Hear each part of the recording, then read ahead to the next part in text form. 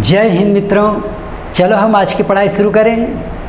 आज हम सॉल्व करेंगे 9E स्टैंडर्ड 8 RTPS CBSE और क्वेश्चन लेंगे 3, 4 एंड 5। तो देखो हमारा थर्ड क्वेश्चन क्या कह रहा है, फाइंड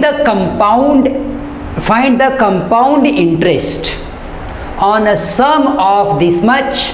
तो जो प्रिंसिपल अमाउंट हो गया it for we are solving third question. So principal amount is 16435 and rate of interest कितना दिया है 5% पर एनम, और यहाँ पे टाइम पीरियड मतलब एन जो दिया है दैट इज 3। याद रखो जो टाइम पीरियड होगा वही एन बनता है कि because it is compounded annually. यहाँ पे क्या लिखा गया है, N is also T and इसी को हमने ईयरली कहा है, ईयरली।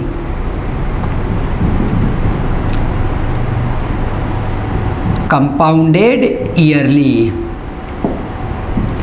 अच्छा अब इसका मतलब समझो।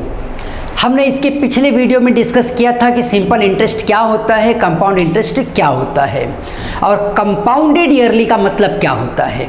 तो कंपाउंडेड ईयरली का मतलब ये होगा कि जो भी इंटरेस्ट आएगा वो हर साल प्रिंसिपल अमाउंट में आप प्लस कर देते हो। तो जो भी आपका प्रिंसिपल अमाउंट है पहले साल जो इंटरेस्ट आया वो इसमें आप ऐड कर दोगे। अब आप इसके ऊपर इंटरेस्ट कैलकुलेट करोगे। इसी को कहा जाता है कंपाउंडेड एनुअली, मतलब हर साल आप वो जो इंटरेस्ट है वो इसमें आप प्लस करते चलोगे।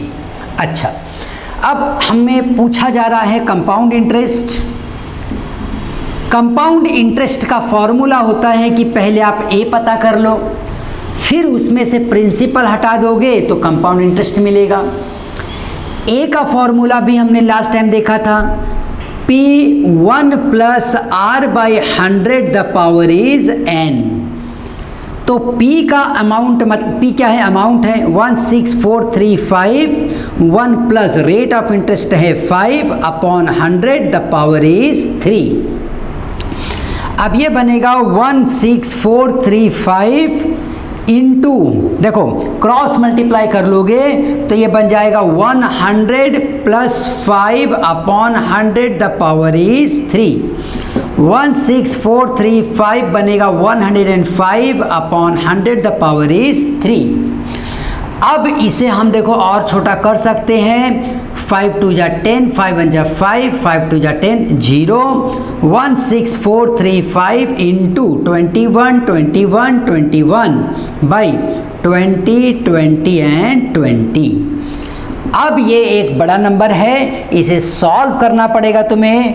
2 2 जा 4 2 जा 8 ऐसा लिख लो, 16435 into 21 21 21 by 8 into 3 zeros means 1000। 8000 भी बोल सकते थे। अब तुम क्या करो, पहले 8 से इसको डिवाइड कर लो, फिर सारे नंबर्स मल्टीप्लाई कर लोगे और लास्ट में तुम्हें जो वैल्यू मिलेगी, अब ये अमाउंट आएगा 19025.56। ये तुम प्रॉपर कैलकुलेशन कर लोगे रफ पेज पे तो तुम्हें बराबर दिखेगा, और एग्ज़ाम में टीचर्स को ये कैलकुलेशन तुम्हारा दिखना चाहिए। अच्छा ये तो रहा अमाउंट। अब कंपाउंड इंटरेस्ट क्या रहता है कि भाई इस अमाउंट में से प्रिंसिपल आप हटा दो तो कितना इंटरेस्ट मिला था ये मालूम पड़ जाएगा। मीन्स 19025.56 में से प्रिंसिपल अमाउंट 16435 आपने माइनस करना है। तो मैं यहाँ रफ वर्क कर लेता हूँ, 19025.56 माइनस नाउ हियर 16435.00 तो हो गया 56, ये 0 आ गया, ये 9 आ गया और ये 5 हो गया, 8 में से 6 गया 2 आ गया। अब ये अमाउंट हुआ 2590.56 रुपीज़। तो ये अमाउंट था जो उसको इंटरेस्ट मिला। मतलब पूरी स्टोरी ऐसी थी कि इस पर्सन ने जब ये पैसा जमा किया तो 3 साल तक 5% कैलकुलेट करके हर साल इसमें ऐड होता रहा, और 3 साल बाद जब वो आया तो उसको ये अमाउंट मिला 19025। उसने घर पे जाके हिसाब लगाया तो उसको पता चला उसको इंटरेस्ट कितना मिला था, इतना 2590। ठीक, तो चलो अब हम अपने 4th क्वेश्चन की तरफ आगे बढ़ें। 4th क्वेश्चन देखो क्या कह रहा है।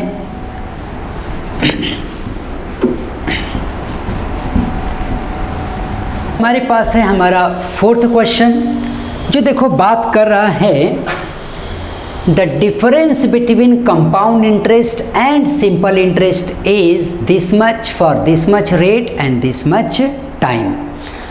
हम इस क्वेश्चन को सॉल्व करने के पहले ये बात समझते हैं कि कंपाउंड इंटरेस्ट और सिंपल इंटरेस्ट में क्या फ़र्क होता है, क्यों ये दो अलग अलग नाम यूज़ किए जा रहे हैं। तो देखो, पहली बात, अगर मान लो तुम किसी बैंक ए में पैसा जमा करते हो और वो कहता है कि मैं तुम्हें कंपाउंड इंटरेस्ट दूंगा, दूसरी बैंक बी में तुम पैसा जमा करते हो, वो कहता है मैं तुम्हें सिंपल इंटरेस्ट दूंगा, तो इन दोनों में क्या फ़र्क है वो समझो। इस बैंक में तुमने पैसा जमा किया, 100 रुपीज़ तुमने जमा कर दिया। कितना जमा किया? 100 रुपीज़। बैंक बी में भी तुमने पैसा जमा किया, कितना जमा किया? 100 रुपीज़। रेट ऑफ इंटरेस्ट था, रेट ऑफ इंटरेस्ट वो था 10%। मतलब कि बैंक ने ये कहा था कि हर साल मैं आपको 10 रुपये एक्स्ट्रा दूंगा। तो जब ये साल पूरा होगा तुम बैंक के पास जाओगे तो ए वाला जो है वो भी आपको 10 रुपीज़ ही देगा, और ये वाली जो बैंक है ये भी आपको 10 रुपीज़ ही देगी, क्योंकि दोनों का रेट ऑफ इंटरेस्ट क्या था? सेम था। दोनों ने कहा था हम 10-10% देंगे। फ़र्क क्या था? इसने बोला था मैं कंपाउंड इंटरेस्ट दूंगा और मैं सिंपल इंटरेस्ट दूंगा। तुम यहाँ ध्यान से देखो, फर्स्ट ईयर में कोई चेंज नहीं है, फर्स्ट ईयर में दोनों बातें सेम रहती हैं। चेंज आता है इसके बाद। क्यों आता है वो चेंज? क्योंकि ये जो सिंपल इंटरेस्ट वाली बैंक है वो अगली साल भी यही मानेंगे कि तुम्हारे पास 100 रुपया है, तुम अपना 10 रुपया लेके घर चले गए थे। अब इस 100 रुपये के ऊपर वो कैलकुलेशन करेगा, 1 साल के बाद फिर तुमको 10 रुपीज़ दे देगा। अच्छा, अब कंपाउंड इंटरेस्ट वाली बैंक क्या करती है? ये 10 रुपया वो आपको घर ले जाने नहीं देती है। वो कहते हैं कि आपका ये 10 रुपया घर मत ले जाओ, मेरे ही पास फिर जमा कर दो। तो अब मैं आपका कैलकुलेशन 110 रुपीज़ पे करूँगा, और 110 का 10% जब तुम कैलकुलेट करोगे तो वो हो जाता है 11।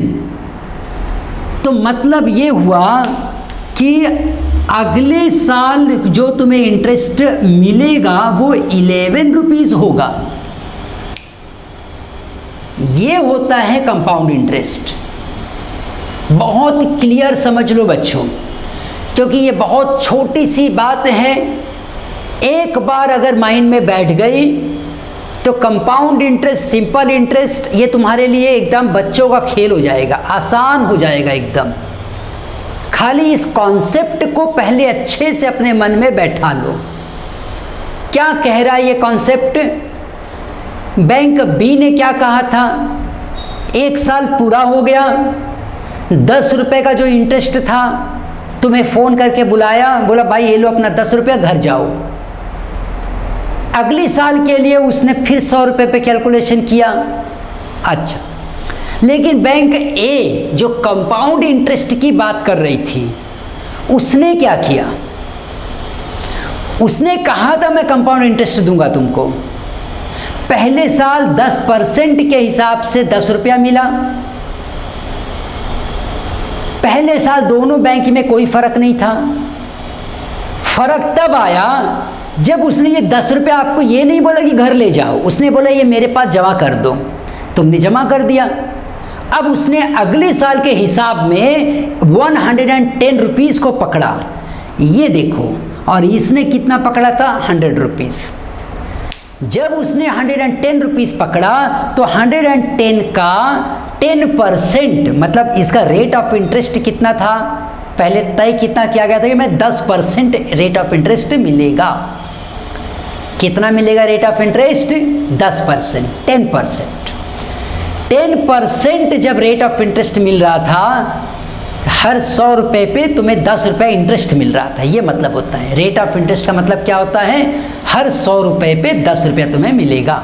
मिल रहा था हर 100 रुपये पे 10 रुपया। अब 110 रुपीज़ पे कितना मिलेगा? 11 रुपीज़ मिलेगा। ये 11 रुपीज़। तो ये कंपाउंड इंटरेस्ट का बेनिफिट होता है। वो आपको इंटरेस्ट हर साल घर ले जाने नहीं देते हैं, वो इंटरेस्ट अपने पास रख लेते हैं और अगले साल के हिसाब में बड़े अमाउंट पे कैलकुलेशन करते हैं, इसलिए इंटरेस्ट बढ़ता चला जाएगा। पहले साल दोनों के लिए इंटरेस्ट क्या था? सेम। दूसरे साल ये पिछले अमाउंट पे कैलकुलेशन कर रहा है, क्योंकि 10 रुपये आपको दे दिया है, घर ले चले गए आप। इसने घर ले जाने के लिए नहीं अलाउ किया था, रख लिया था अपने पास। आपको बात कर लिया था, पहले समझा दिया था, आप एग्री हो गए थे। वो 10 रुपया अपने पास रख लिया था, मतलब आपका 100 रुपया प्लस आपको जो इंटरेस्ट मिला था वो 10 रुपया मिला के एक बन गया 110 रुपीज़। इस 110 रुपीज़ के ऊपर फिर इंटरेस्ट जब कैलकुलेट किया गया 10% के हिसाब से, तो उसको मिला 11 रुपीज़। तो सेकेंड ईयर में ये फ़र्क पता चला कि कंपाउंड इंटरेस्ट यहाँ पे बढ़ गया, यहाँ पे कम है। अब ये अमाउंट आगे जैसे जैसे बढ़ते जाएगा टाइम, वैसे वैसे ये बड़ा होता रहेगा, क्योंकि अमाउंट हमेशा इसमें ऐड होता जाएगा। थर्ड ईयर के कैलकुलेशन में इनका कैलकुलेशन आएगा 121 रुपीज़ पे, और इनका कैलकुलेशन अभी भी 100 रुपीज़ के ऊपर ही रहेगा। फिर अगले साल ये आपको 10 रुपीज़ ही देंगे, लेकिन वो आपको कितना देंगे? 121 का 10% कैलकुलेट कर लोगे तो 12.1 रुपीज़ मिलेगा। थर्ड ईयर में 12.1 रुपीज़ ये मिलेगा आपको। इसमें तुम देख रहे हो 10 रुपीज़ ही मिलता जा रहा है, क्योंकि हर साल वो 10 रुपया आपको दे देते हैं कि आप घर लेके चले जाओ। और यहाँ पे 10 रुपीज़ मिला, आप घर नहीं ले गए, आपने उधर ही जमा रखा, तो बड़े अमाउंट पे कैलकुलेशन किया गया तो 11 हुआ। आप घर नहीं ले गए, आपने वहीं जमा करके रखा, तो फिर से वो ये 12.1 मिला इंटरेस्ट। तो ये रहता है कंपाउंड इंटरेस्ट, जिसमें इंटरेस्ट जो भी मिलता है वो ऐड होता चला जाएगा। अगले साल का कैलकुलेशन एक नए अमाउंट पे होगा। लेकिन सिंपल इंटरेस्ट में ऐसी बात नहीं है। हर साल आपको बुला के आपका पैसा हाथ में दे देते हैं और आपका प्रिंसिपल जो आपने बैंक में जमा किया है उसी के ऊपर कैलकुलेशन होता रहता है। तो इस बात को बच्चों एकदम अच्छे से समझ लो, वीडियो रिपीट करके देखो, क्योंकि ये कॉन्सेप्ट है बैंक का। तुम इसे जब समझ लोगे तो सॉल्यूशंस करना तुम्हारे लिए बहुत आसान रहेगा। अच्छा, इस बैकग्राउंड के बाद अब मैं इस क्वेश्चन नंबर 4 को डिस्कस करता हूँ, और ये काफ़ी अच्छा क्वेश्चन है। The difference between compound interest and simple interest is 150 rupees, ऐसा उसने दिया है। प्रिंसिपल अमाउंट दिया नहीं है, तो मैं उसको P मान लेता हूँ। टाइम मुझे दिया है 1.5 ईयर का, और मुझे रेट ऑफ इंटरेस्ट दिया है 12%। तो सबसे पहले ना मैं सिंपल इंटरेस्ट ही कैलकुलेट कर लेता हूँ। उसका फॉर्मूला है PRT/100, है ना ये फॉर्मूला। प्रिंसिपल अमाउंट कितना है हमें नहीं पता है, 12 इंटू टाइम कितना है 1.5 मतलब 3/2। अब ये वैल्यू 2 से कट कर दो, 2 6 या 12, ये हो गया 18p/100। अब इसे हम समझते हैं, जब फर्स्ट ईयर कैलकुलेशन किया गया सिंपल इंटरेस्ट के हिसाब से, जो भी पैसा जमा किया गया after 1 year and next half year, इतने समय के बाद इंटरेस्ट फर्स्ट ईयर के बाद जो जोड़ा गया वो अमाउंट, वो इंटरेस्ट प्लस हाफ ईयर का इंटरेस्ट, ये सब मिला के इंटरेस्ट कितना मिला है यहाँ पे 18p/100। ठीक है, कैलकुलेशन हमेशा p पर किया गया। पहले साल p लिया गया, इंटरेस्ट था, घर पे लेके चले जाओ ऐसा बोला गया। फिर इस p के ऊपर कैलकुलेशन किए 6 महीने के लिए, फिर जो भी इंटरेस्ट मिला I1 या I2 वो भी बोला घर ले जाओ। तो टोटल इंटरेस्ट कितना घर ले जाने के लिए मिला 18p/100, ऐसा समझो। कंपाउंड इंटरेस्ट में कहानी अलग होगी। पहले साल जब तुम शुरू करोगे फर्स्ट ईयर वो भी उतना ही इंटरेस्ट देगा, लेकिन आगे 6 महीने के कैलकुलेशन के लिए, हाफ ईयर के कैलकुलेशन के लिए वो p के ऊपर कैलकुलेशन नहीं करेगा, क्योंकि उसने इंटरेस्ट आपको घर ले जाने नहीं दिया था, वो इंटरेस्ट इसमें जोड़ लेगा। अब इसके ऊपर वो कैलकुलेशन करेगा। अब क्या इस नए अमाउंट पे जो भी इंटरेस्ट निकलेगा वो आपको वो बता देगा। तो इस तरह से यहाँ पर जो तुम्हें इंटरेस्ट मिलेगा, ये इसको मैं अलग नाम दे देता हूँ I', ये एक अलग वैल्यू होगी, इससे ज़्यादा होगी। ठीक, जैसा कि हमने इस क्वेश्चन के इंट्रोडक्शन में बताया। अब जब मैं फर्स्ट ईयर का सिंपल इंटरेस्ट कैलकुलेट करता हूँ तो simple interest for first year, तो देखो मैं क्या लिखूँगा, मैं लिखूँगा PRT/100, और वो वैल्यू हो जाती है P, R वैल्यू था 12, टाइम कितना है 1 ईयर अपॉन 100, ये बन गया 12p/100। ये मुझे मिला सिंपल इंटरेस्ट कब का, फर्स्ट ईयर का। जब मैं इसके बाद कैलकुलेशन करने जाऊंगा तब मैं क्या करूंगा, क्या मैं इस p के ऊपर कैलकुलेशन करूंगा? नहीं, क्योंकि मैं अब कंपाउंड इंटरेस्ट की बात कर रहा हूं। तो इंटरेस्ट तो मैं घर ले जाने नहीं दिया, उस इंटरेस्ट को बैंक वाले ने अपने पास रखा, तो कैलकुलेशन इस पर करेगा, मतलब जो p रहेगा और जो इंटरेस्ट मिला है उसको जोड़ लेगा। अब जोड़ के देखो उसको क्या मिलता है, 100p + 12p/100, वैल्यू हो गई 112p/100। इस नए अमाउंट पे अब कैलकुलेशन होगा, अगले 6 महीने का इंटरेस्ट पता किया जाएगा। इंटरेस्ट पता करने का सिंपल सा फॉर्मूला है PRT/100। फर्क खाली इस अमाउंट की वजह से आता है। अगर अमाउंट आप वही रखोगे तो वो सिंपल इंटरेस्ट ही कहलाएगा, और अगर अमाउंट बदलता रहता है तो उसे हम कंपाउंड इंटरेस्ट कहते हैं।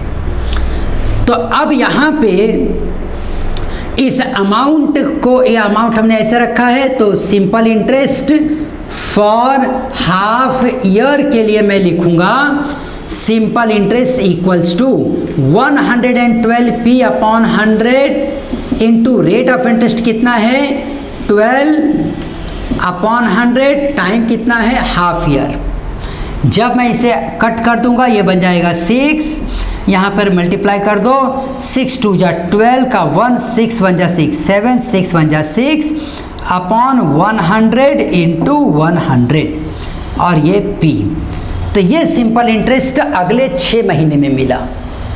तो मैं इसको डायग्राम की मदद से भी तुम्हें समझा दे रहा हूँ।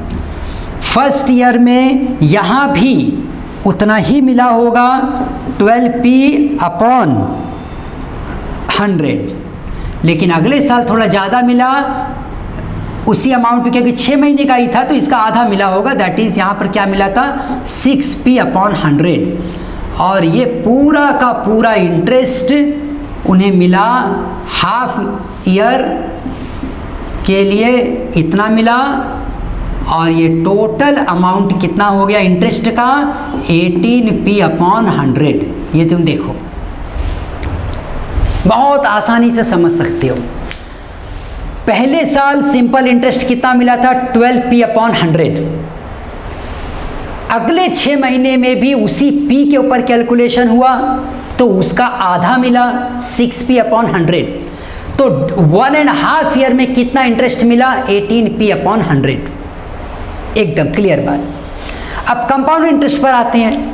पहले ईयर तो ये भी तुमको 12p/100 ही देगा, पहली साल कितना देगा 12p/100। अगले 6 महीने के लिए ये p के ऊपर कैलकुलेशन नहीं करेगा, ये a के ऊपर कैलकुलेशन करेगा।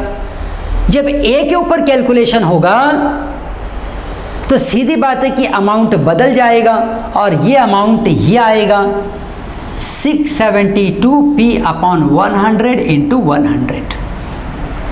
तो टोटल इंटरेस्ट कितना मिला था, टोटल इंटरेस्ट से इन दोनों को प्लस करने पे पता चलेगा। वो मैं प्लस कर लेता हूँ, 12p/100 प्लस 672p/100 इंटू 100। मैं इसको थोड़ा और सिंपल बना लेता हूँ, 12p/100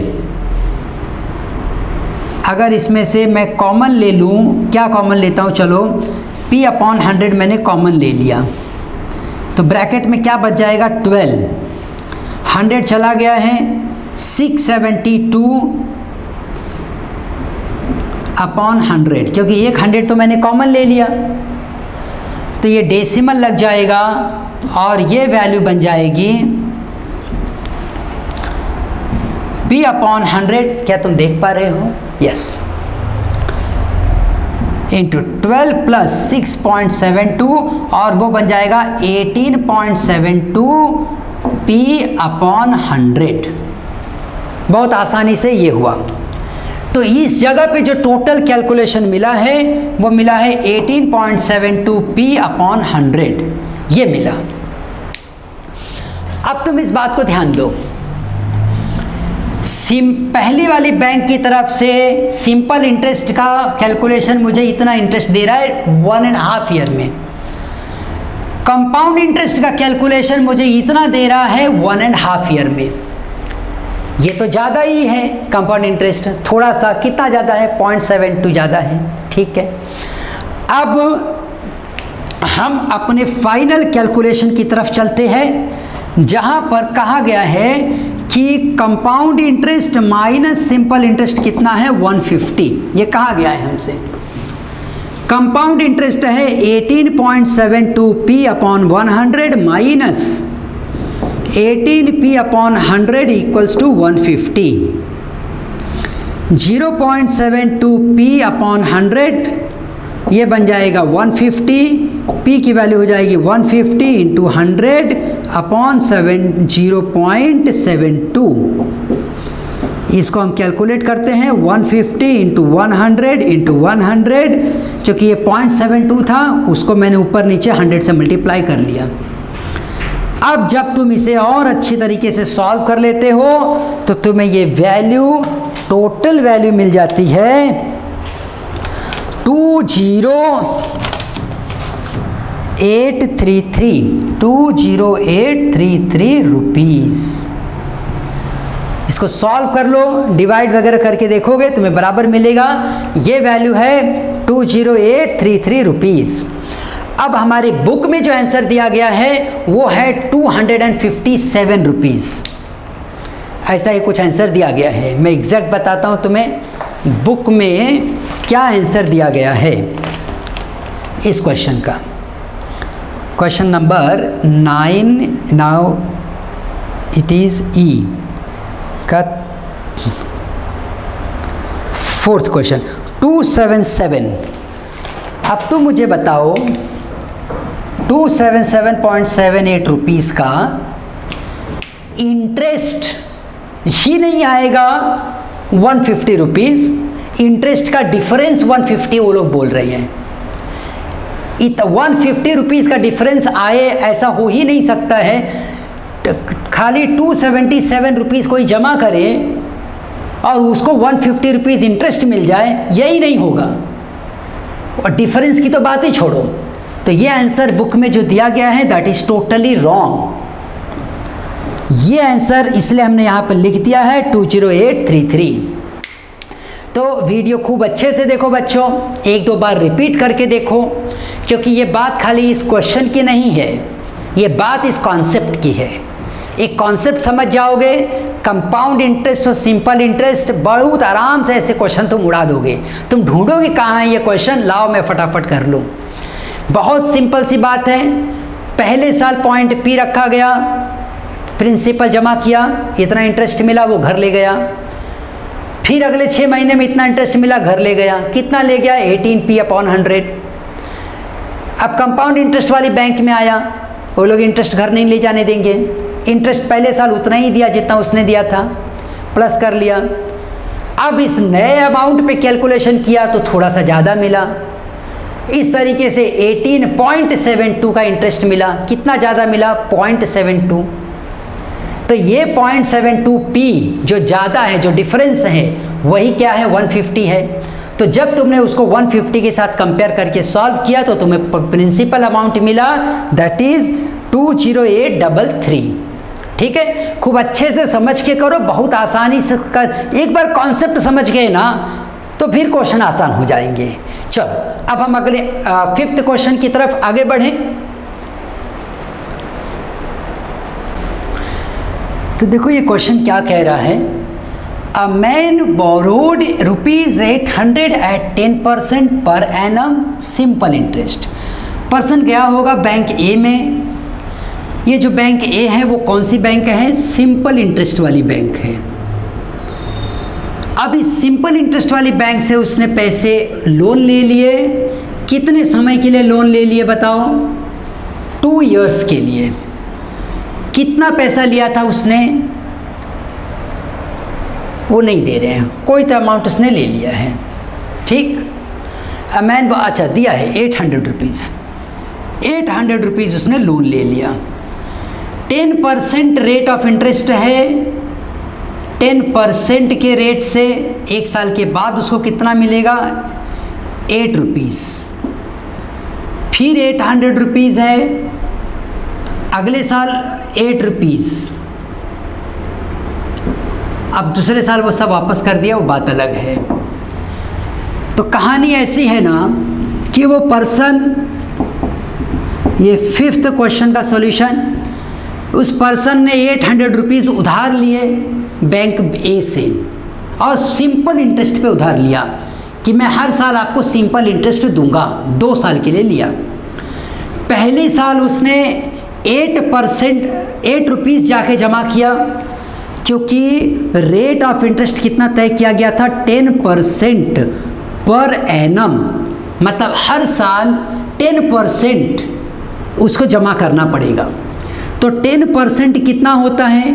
800 का 10% कैलकुलेट कर लो, यह आ गया 80 रुपीज़। तो ये मुझे लिखना चाहिए यहाँ पर 80 रुपीज़। 80 रुपीज़ वो बैंक में जमा करके आया। अगली बार जाएगा फिर 80 रुपीज़ वो जमा करेगा। तो इस तरीके से उसने जो इंटरेस्ट दिया, सिंपल इंटरेस्ट, वो कितना दिया? वो देखो PRT/100, प्रिंसिपल है 800, रेट ऑफ इंटरेस्ट कितना है? 10 टाइम 2 ईयर, कैलकुलेट कर लो, यह आ गया 160 रुपीज़। 80 और 80 मिला के देखो तो उसने कितना पैसा जमा किया? 160 रुपीज़ उसने जमा किया। ये इस फॉर्मूले की मदद से हमने फाइंड आउट किया। अब उस पर्सन ने उस पैसे का क्या किया था? उसने किसी बी बैंक को या बी पर्सन को दे दिया और कंपाउंड इंटरेस्ट पे दे दिया। कुछ किया नहीं, खाली इधर से पैसा उठा के उधर दे दिया, ठीक है, दिया। फर्स्ट ईयर कंपाउंड इंटरेस्ट वाला भी हिसाब किस पे करेगा, वो किसी बैंक में जाके उसने जमा किया, और वो कौन सी बैंक थी, कंपाउंड इंटरेस्ट वाली। अब कंपाउंड इंटरेस्ट वाली बैंक ने क्या कहा कि भाई मैं तुमको 10% दूंगा, तो पहली साल उसने 80 रुपीज़ दिया, लेकिन वो 80 रुपीज़ घर ले जाने देगी क्या ये कंपाउंड इंटरेस्ट वाली बैंक? नहीं ना, वो क्या करेगी, इसको अपने पास रखेगी और अगले 1 साल के लिए इसी के ऊपर वो कैलकुलेशन करेगी और फिर 88 रुपीज़ देगी।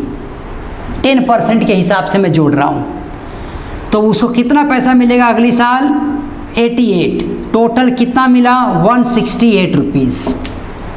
ठीक, तो ऐसा हम 2 बार करने के बदले में कंपाउंड इंटरेस्ट के फॉर्मूले से काम कर लेते हैं। चलो, कंपाउंड इंटरेस्ट के फॉर्मूले से A equals to P into 1 plus R by 100 the power N। ठीक है ना, काम वही है। जब एक साथ करना है तब फॉर्मूला लगा लेंगे, जैसे सिंपल इंटरेस्ट में भी मैंने फॉर्मूला लगा के एक बार में बता दिया कि भाई 2 साल का कितना अमाउंट मिलेगा, और एक एक कदम करते जा रहे थे, तो एक एक ईयर का देखो मैंने यहाँ पे डायग्राम बना के बताया है तुम्हें। अब मैथ्स वालों का तो डायग्राम ऐसा ही होता है।